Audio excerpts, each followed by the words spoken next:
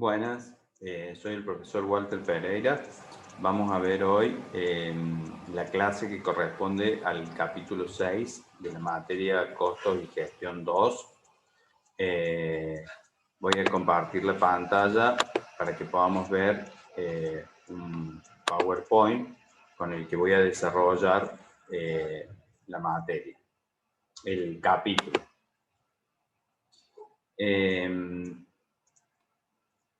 Bien, el capítulo 6 nos habla de los costos y la toma de decisiones de largo plazo.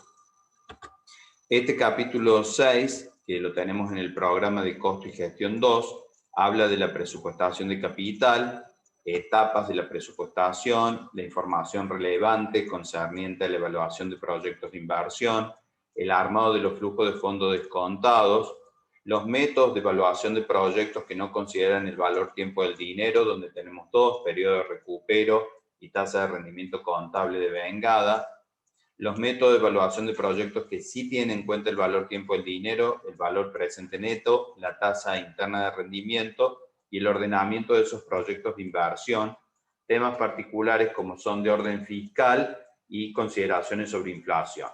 ¿Dónde podemos encontrar el teórico de este capítulo, además de lo que yo voy a desarrollar en esta oportunidad? En el libro de Holmgren, que es nuestra bibliografía básica, en la 12ª edición, en el capítulo 21 del libro.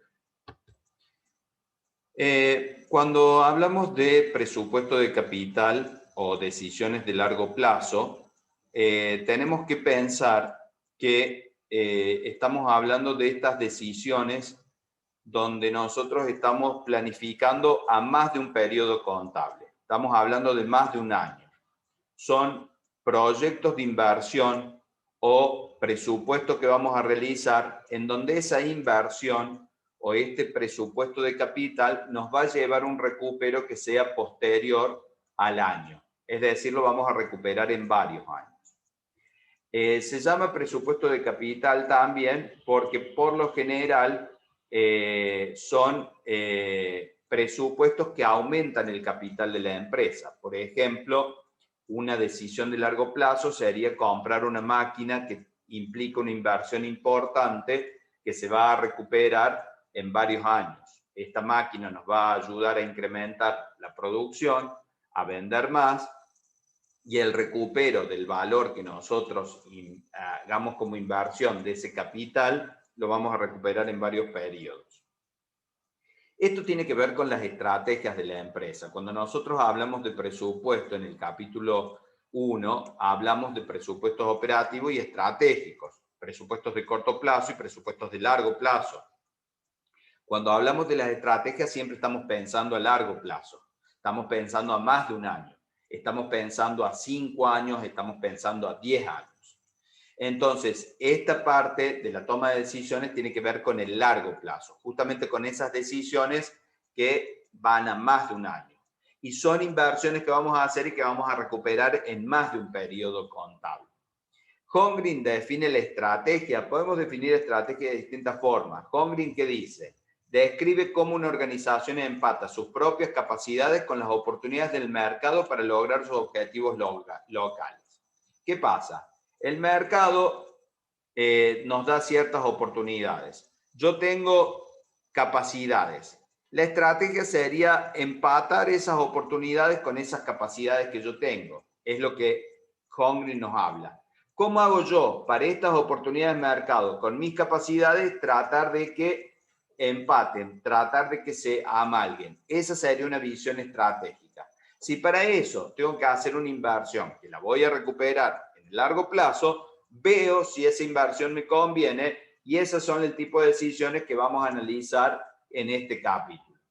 Aclaramos que este análisis que vamos a hacer es un análisis financiero, donde vamos a ver valores numéricos, donde vamos a decir acepto o rechazo según un resultado técnico numérico que me arroje los distintos métodos de evaluación de estos proyectos de inversión.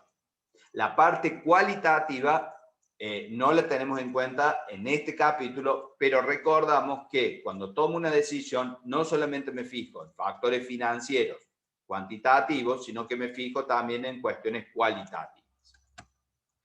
¿Qué etapas tiene un presupuesto de capital?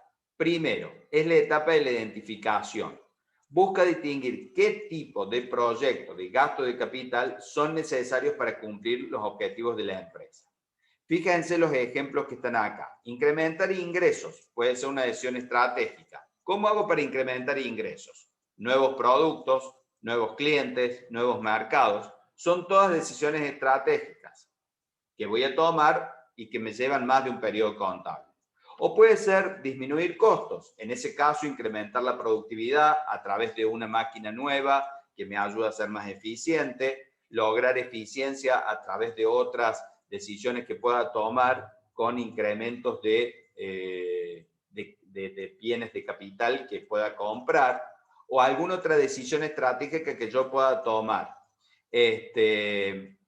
Entonces, analizo primero, identifico qué proyectos me ayudan a cumplir con los objetivos de la empresa. Siempre recordando lo que hablamos en el presupuesto, la congruencia organizacional, los objetivos estratégicos, y de esa manera ir cumpliendo con todos los objetivos que planteamos en el presupuesto. La segunda es la etapa de búsqueda. Vamos a explorar las inversiones alternativas que van a lograr esos objetivos de la empresa.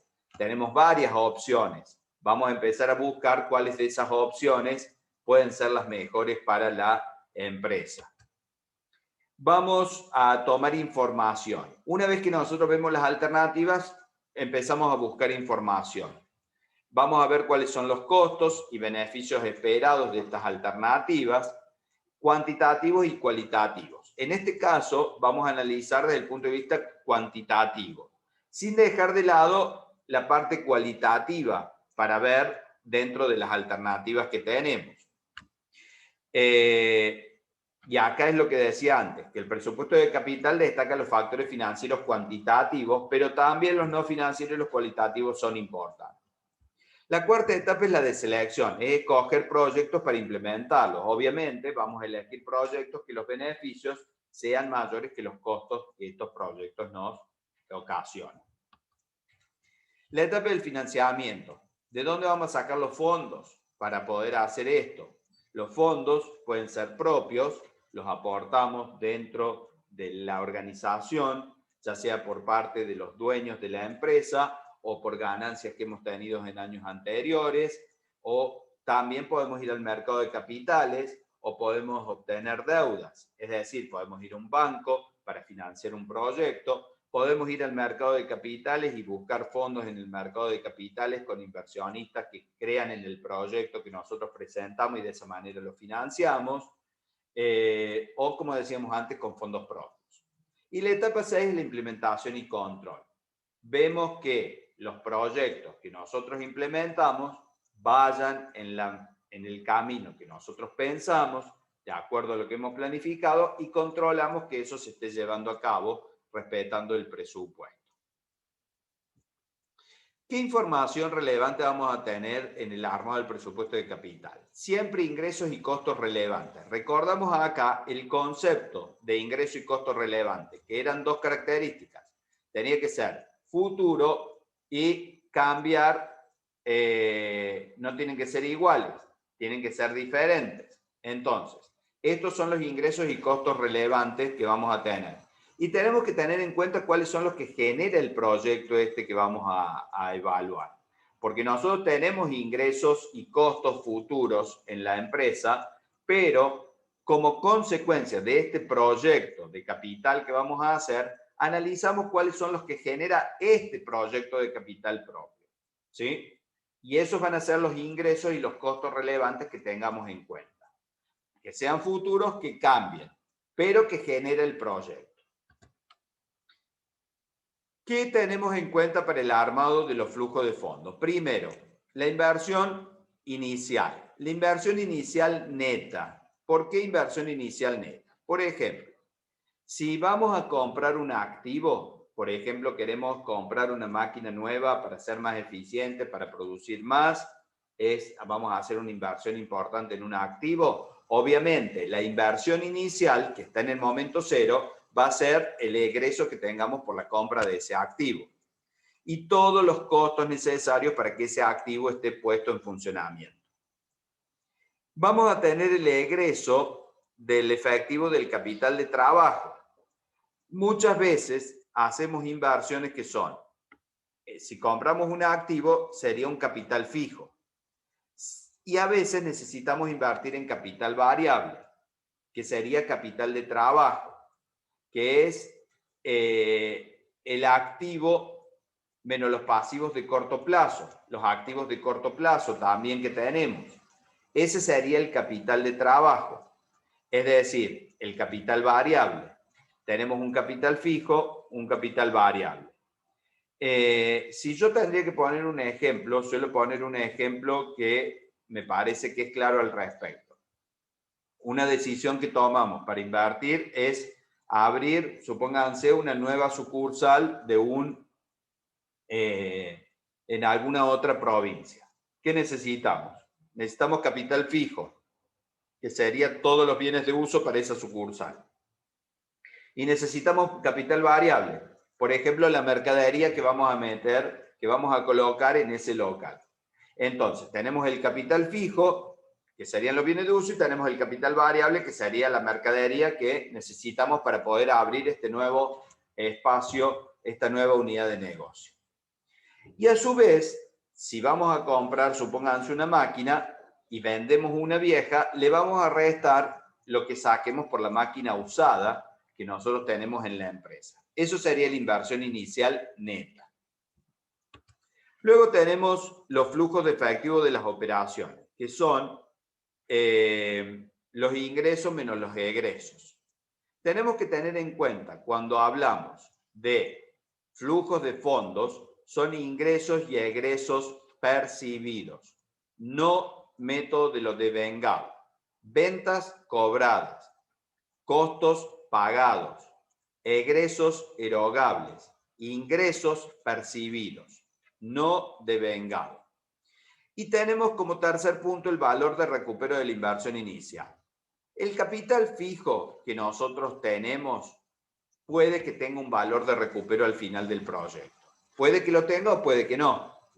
Si nosotros compramos una máquina y al final del proyecto, supónganse que dura 5 años, la podemos vender y obtenemos un valor de recupero, obviamente lo vamos a sumar en el último flujo, a ese ingreso que me proporciona la venta de la máquina que me ocasionó el proyecto de inversión.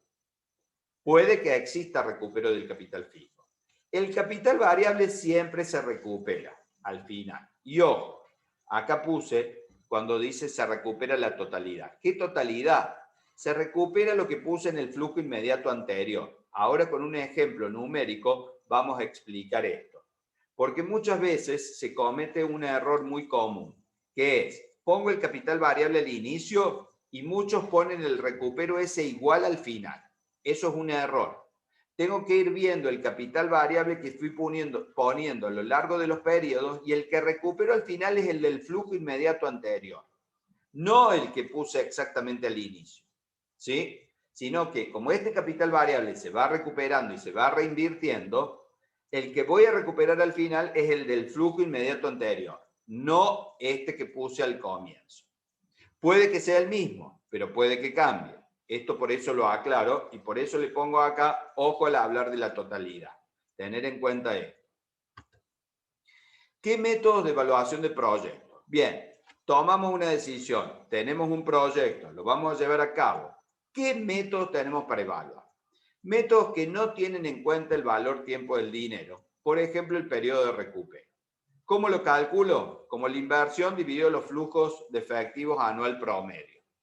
Es decir, yo tengo una inversión, esta inversión me ocasiona flujos de efectivos que son ingresos menos egresos, saco el promedio y veo en qué periodo lo recupero. Este periodo de recupero me va a dar tiempo, me va a decir, como respuesta me va a decir en qué tiempo lo recupero. En 1 año, en 2 años, en 3 años, en 4 años, y lo voy a medir con el tiempo que yo le pida. Si yo a un proyecto le pido que lo quiero recuperar en 2 años, y el periodo de recupero me dice 3, lo rechazo. Si yo lo quiero recuperar en 2 años y el periodo de recupero me dice que lo recupero en 1 año y medio, lo acepto. Es decir, que yo le pido el tiempo en el que lo quiero recuperar al proyecto. Y se calcula de esta forma. Ahora bien, esta forma es una manera de calcularlo cuando los flujos son iguales. De lo contrario, si los flujos no son iguales, si los flujos son diferentes, tengo que ver año a año cómo voy recuperando esa inversión inicial. Porque a lo mejor tengo flujos muy pequeños al principio y flujos muy grandes al final. Entonces el promedio me va a dar distinto. Y posiblemente el promedio me dice que lo recupero en 2 años. Pero si tengo flujos pequeños al principio y los grandes flujos están al final, me distorsiona la información. Y posiblemente no esté recuperando en 2 años, posiblemente esté recuperando en 4 o 5. Entonces, si los flujos no son uniformes, lo tengo que hacer año a año. Si los flujos son uniformes, puedo utilizar esta fórmula que está acá. Con el ejemplo vamos a ver cómo sería. Este periodo de recupero lo que resalta es la liquidez. ¿Qué me quiere decir esto? Yo siempre voy a tratar de tomar proyectos que los recuperen más rápido. ¿Por qué? Porque de esa manera me hago de los fondos más rápido y los puedo utilizar para nuevos proyectos. Aparte, mientras más rápido lo recupero, menos riesgo tengo. Entonces, esto es importante.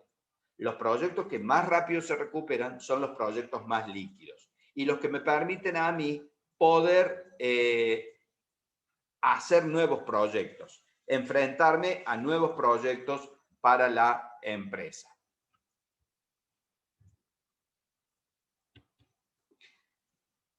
¿Qué ventaja tiene? Es fácil de entender. Si yo a un empresario le digo, mira, este proyecto que nosotros hacemos lo vamos a recuperar en 2 años, es muy fácil de entender. Sabe que en 2 años va a tener la plata de nuevo para poder hacer otro. Es útil cuando tenemos que sacar un filtro para varias propuestas. Tenemos varias propuestas, bueno, todas son rentables, bien, elijo la que es más rápido de recuperar. Otra situación es que los flujos de efectivo en los últimos años son bastante inciertos.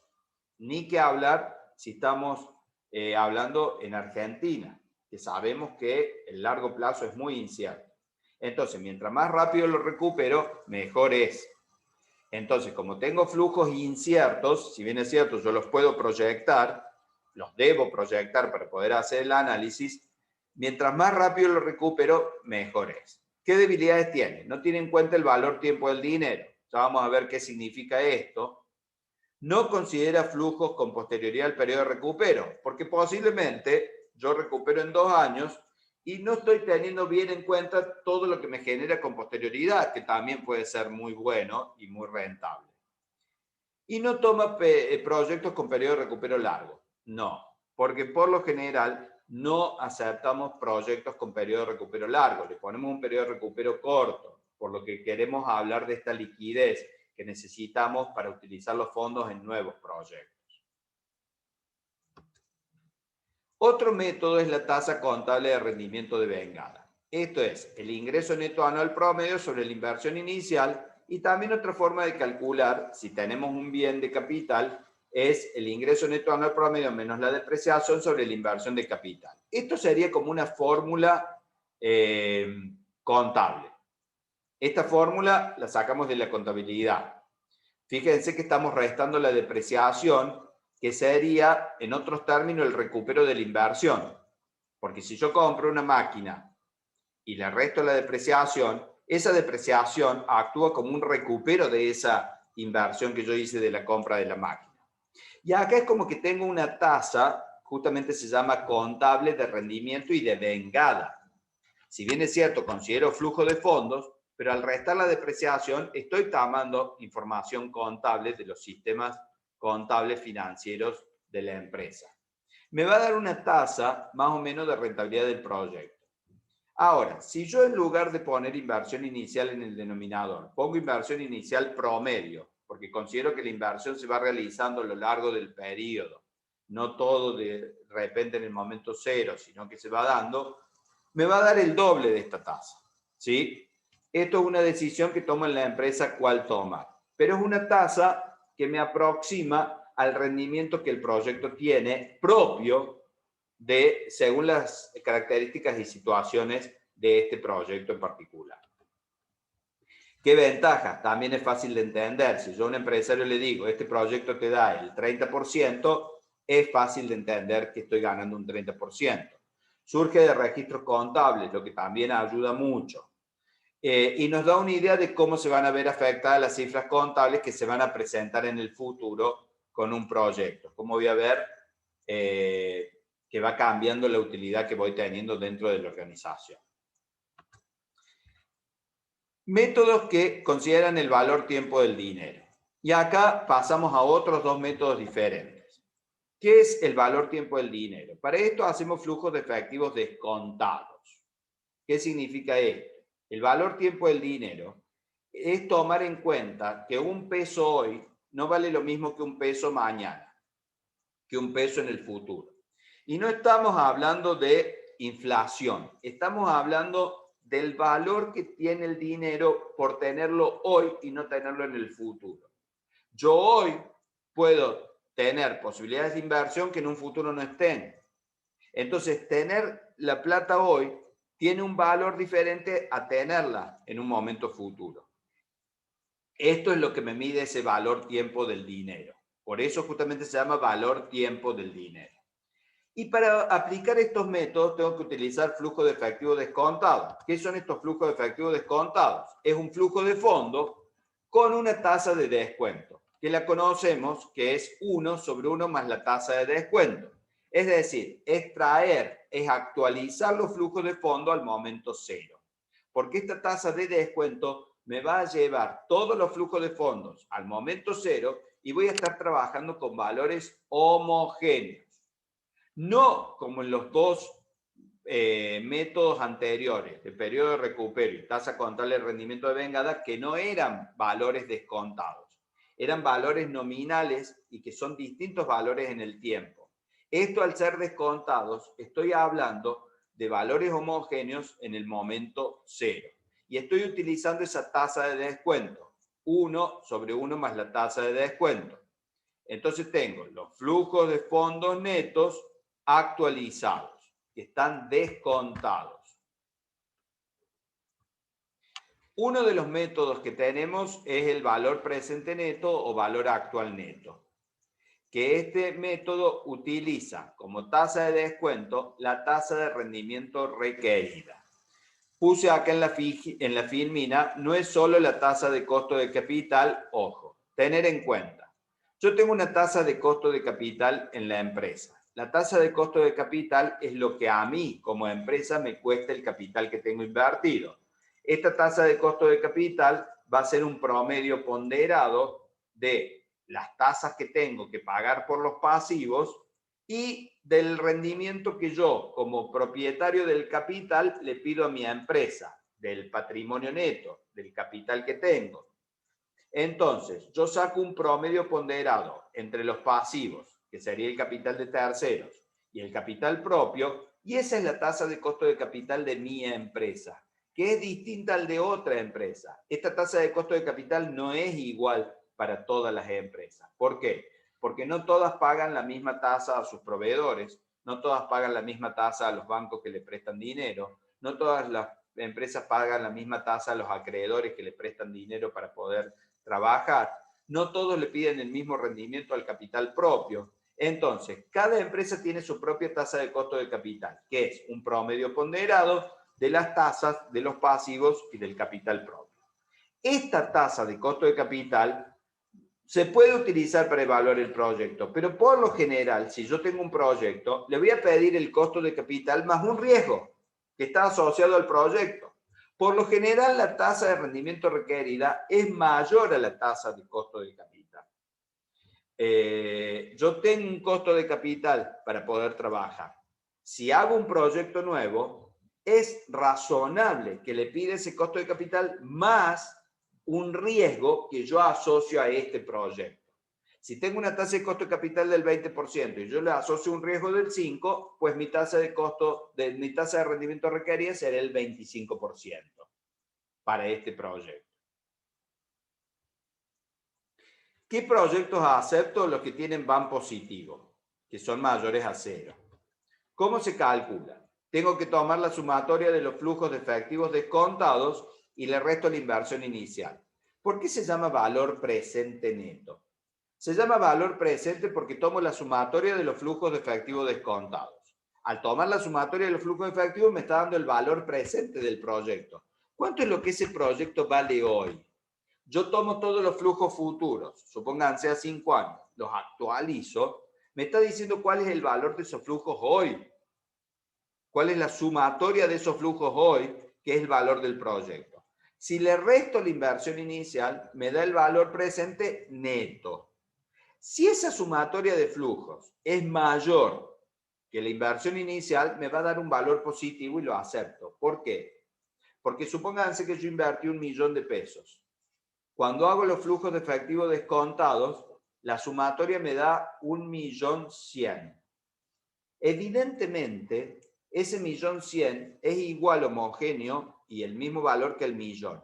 Quiere decir que yo puse 1.000.000 y hoy estoy recibiendo 1.100.000. Acepto el proyecto. Porque me está aportando, aparte del millón que yo puse, 100.000 pesos más a valores de hoy. Vuelvo a repetir, es como si pongo 1.000.000 y hoy me dan 1.100.000. Evidentemente me conviene el proyecto. Siempre que el VAN sea positivo, conviene. Cuando da 0, quiere decir que la sumatoria de los flujos de efectivo descontados es igual a la inversión inicial, veo si lo hago o no. Puede que lo lleve a cabo. ¿Por qué? Porque esos flujos han sido descontados de una tasa de rendimiento requerida, que era la de costo de capital más un riesgo. Entonces, me está mostrando que el proyecto también puede ser rentable aunque me dé 0. Esa es una situación de indiferencia, donde ahí ya evaluaré otras variables y no solamente esto. Si es positivo, no hay duda, lo acepto. Si me da 0, tomo en consideración otras variables. Si es negativo, no, porque significa que los flujos de efectivo descontados son menores a lo que yo aporte.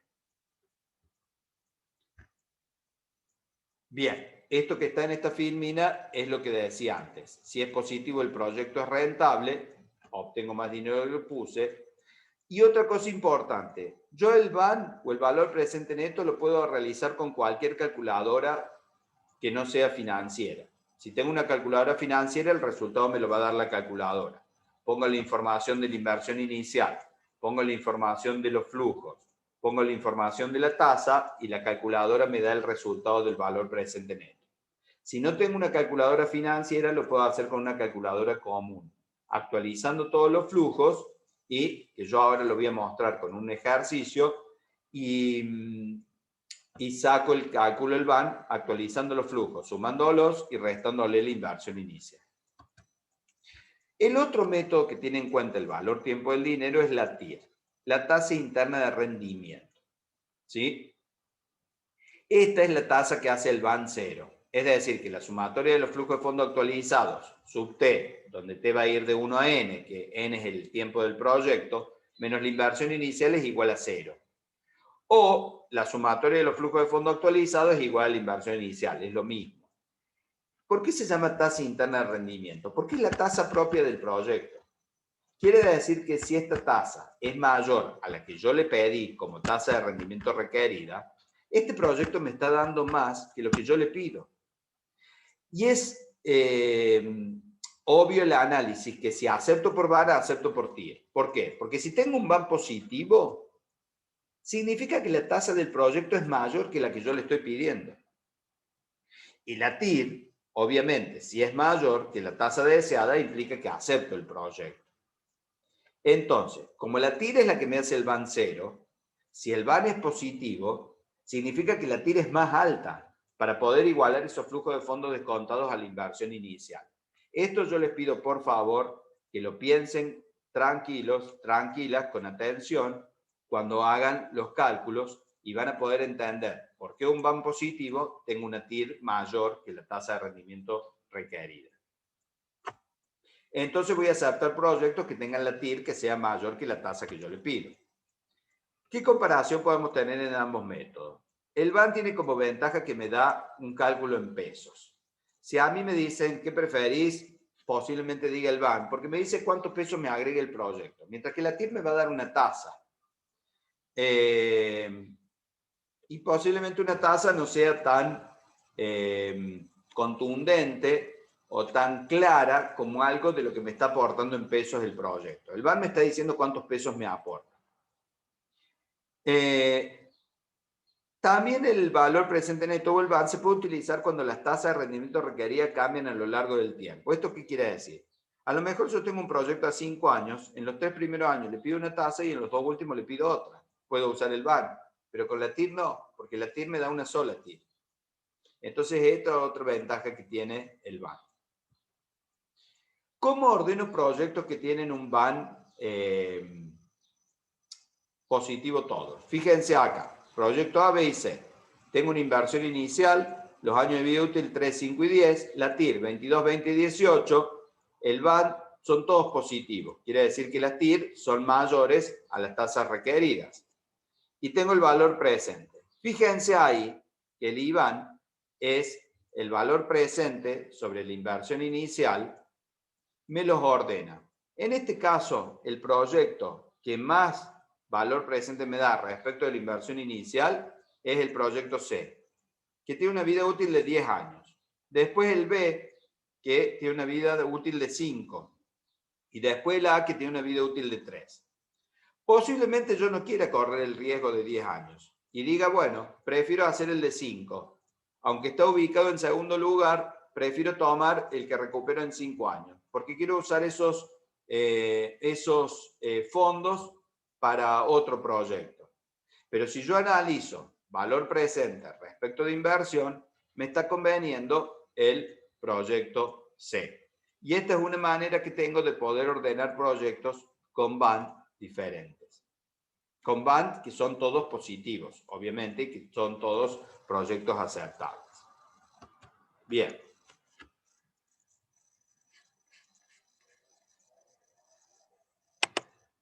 Vamos a ver ahora, habiendo visto esta parte teórica, un ejercicio breve para poder entender lo que nosotros acabamos de ver del teórico.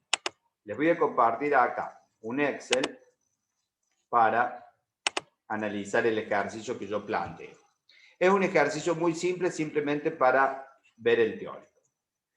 Ejercicio de presupuesto de capital. Tenemos una inversión de capital fijo de 100.000 que posee un valor de recupero de 10.000.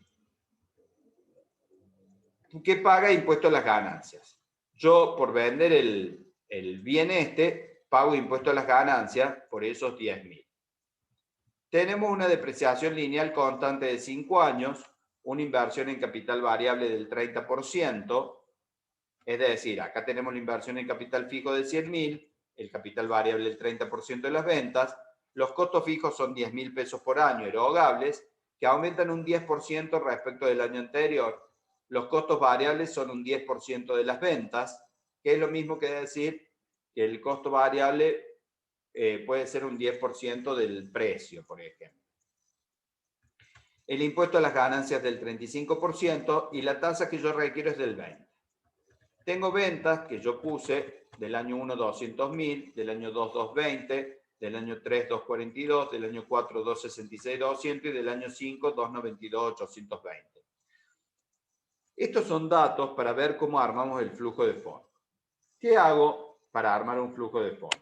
¿Y qué es la recomendación que yo les daría? Primero determino el impuesto a las ganancias. Nosotros sabemos que para determinar un impuesto a las ganancias tengo que sacar la utilidad devengada, la utilidad de la contabilidad. Por lo tanto, tengo que tener en cuenta las amortizaciones de los bienes de uso, que son costos no erogables. Tengo las ventas, que son los datos que yo les di, los costos variables, que eran el 10% de las ventas, los costos fijos, que aumentaban un 10% por año respecto del año anterior, la depreciación de la máquina valía 100.000, en 5 años no tenía valor residual, ojo, tiene valor de recupero pero no residual, que no es lo mismo, a veces pueden coincidir, pero no tengo valor residual, la deprecio en 5 años, 20.000 por año. Me da una utilidad, calculo el impuesto a las ganancias, que es el 35%, y acá tengo la utilidad neta de la empresa, menos el impuesto a las ganancias. ¿Para qué hice este cálculo? Para calcular el impuesto a las ganancias. Cuando armo el flujo de fondo, tengo los mismos datos de antes, los mismos, con la única diferencia que no tengo la depreciación. Porque la depreciación no es un costo erogable. Fíjense que tengo ventas, costos variables, costo fijo y le resto el impuesto a las ganancias. Y me da 117.500. Entonces, no tengo la depreciación.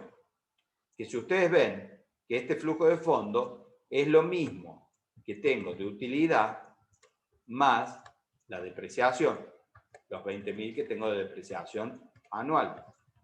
¿Sí? La utilidad más la depreciación. Esto que hago acá es para calcular el impuesto a las ganancias. Y esto que hago acá es el flujo de fondo, que son ingresos y egresos de dinero, como dijimos antes.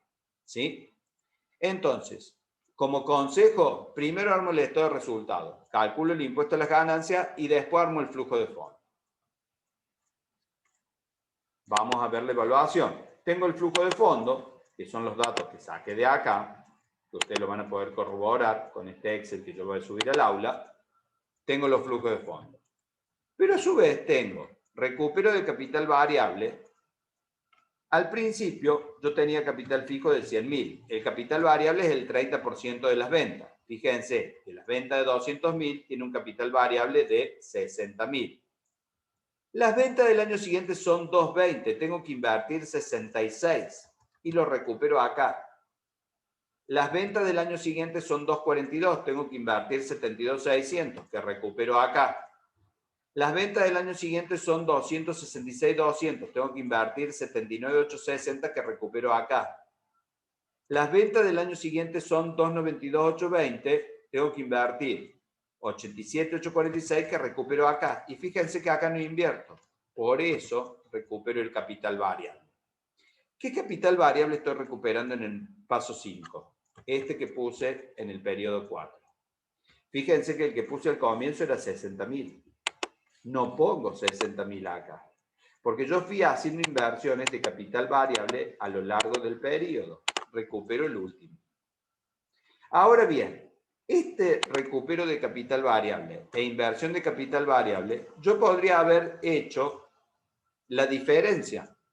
Es decir, voy poniendo la diferencia del capital variable. En este caso 6.000. En este otro caso, la diferencia entre el 66 y 72.600, y así sucesivamente. Por ejemplo, en el periodo 1, 60 menos este, son 6.000, que podría haber puesto directamente.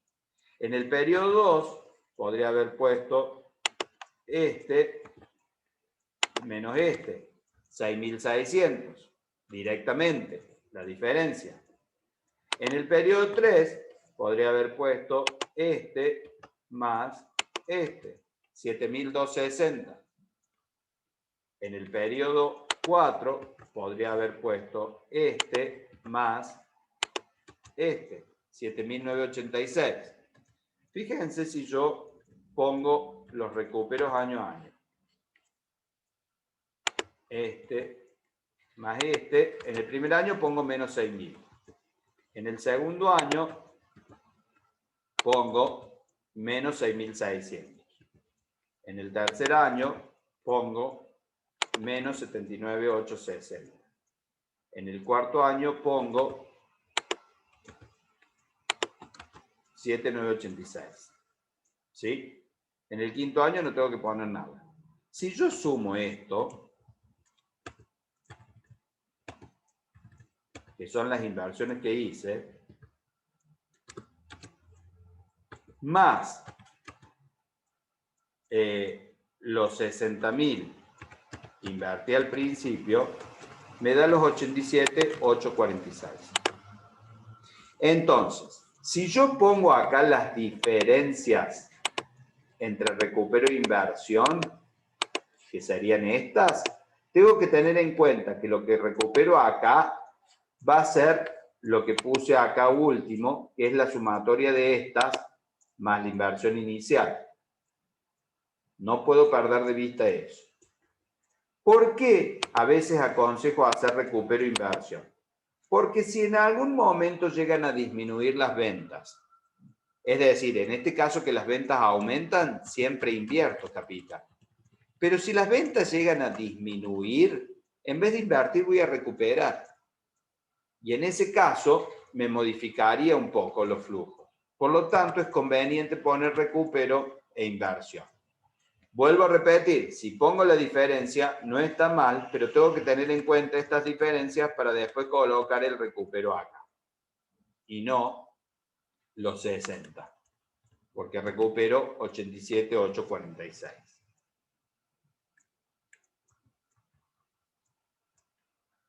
También recupero el capital fijo, que eran 10.000, pero como tenía impuesto las ganancias del 35%, le tengo que restar 3.500, recupero 6.500.